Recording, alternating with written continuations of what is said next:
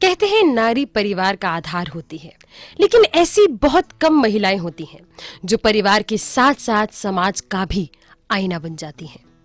ऐसी ही एक महिला हैं डॉक्टर सुजाता संजय, जिनका जन्म एक मध्यम वर्गीय परिवार में हुआ। उन्होंने उच्च शिक्षा प्राप्त करने के बाद अपनी कर्म भूमि के रूप में उत्तराखंड राज्य को चुना। उसकी वजह केवल एक ही थी कि पहाड़ों में कई तरह की समस्याएं होती हैं, जिसकी वजह से स्वास्थ्य सुविधाएं हर जगह मुहैया कर पाना बहुत मुश्किल होता है। जब उन्होंने शुरुआती काम करना शुरू किया तो उन्हें भी कई सारी समस्याओं का सामना करना पड़ा। समय के साथ साथ धीरे धीरे उन्होंने कैंपों की शुरुआत की।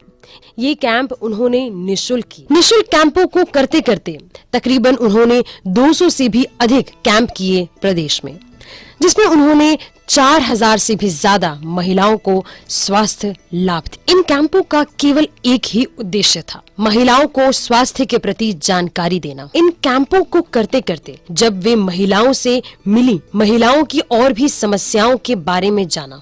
इन समस्याओं का समाधान निकालने के लिए उन्होंने अपने एनजीओ का निर्माण किया। इस एनजीओ का निर्माण केवल महिलाओं के आंसुओं को पोंछना था, उनकी उन समस्याओं को सुनना था जिन पर लोग ध्यान नहीं दे पाते।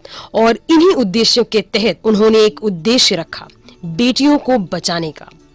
क्योंकि जिस प्रकार से समाज में महिलाओं का स्थान खुल रहा था, बेटियों की संख्या घट रही थी। इस समस्या को देखकर उन्होंने बेटियों को बचाने का एक उद्देश्य रखा। इस उद्देश्य की पूर्ति के लिए उन्होंने जगह जगह जाकर हेल्थ अवेयरनेस कार्यक्रम किए। इन अवेयरनेस प्रोग्राम्स में उन्होंने लोगों को, महिलाओं को, उनकी सोच को बदलने की पूरी कोशिश की। उन्हें यह समझाया कि बेटियों का जन्म लेना समाज में कितना ज्यादा जरूरी है। अगर महिला है तो दूसरी महिला समाज में सुरक्षित रहेगी। इसी उद्देश्य की पूर्ति के लिए, स्वास्थ्य की जानकारी देने के लिए उन्होंने एक अपना ही हेल्थ पोस्ट न्यूज़पेपर भी निकाला, जिसका वितरण उन्होंने निशुल्क किया। और इस निशुल्क न्यूज़पेपर को जगह जगह वितरित किया, जिससे लोगों को स्वास्थ्य की जानकारी प्राप्त हो सके।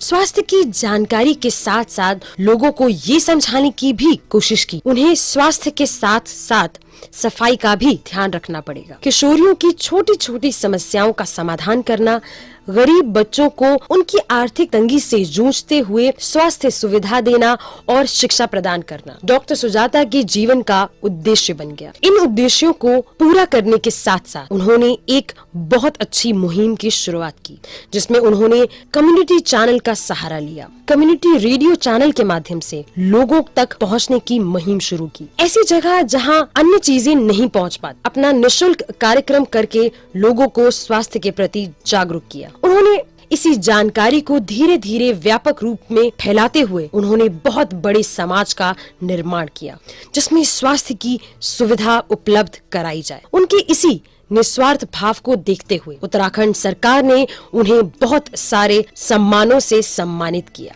जिसमें उन्हें मुख्यमंत्री द्वारा इंदिरा गांधी नेशनल अवार्ड दिया गया। मसूरी रत्न से भी उन्हें सम्मानित किया गया और इसके साथ साथ विशिष्ट चिकित्सक सम्मान भी दिया गया उन्हें। उनका हमेशा ये मानना रहा कि हाँ, पुरस्कार हमेशा लोगों को प्रोत्साहित करते हैं, लेकिन असली पुरस्कार वो होता है जब आपको किसी के दिल में स्थान मिलता है। वो स्थान जो लोगों के आंसुओं को पोंछ सके, लोगों के दर्द को कम कर सके और उसके साथ साथ उनकी समस्याओं को भी घटा सके।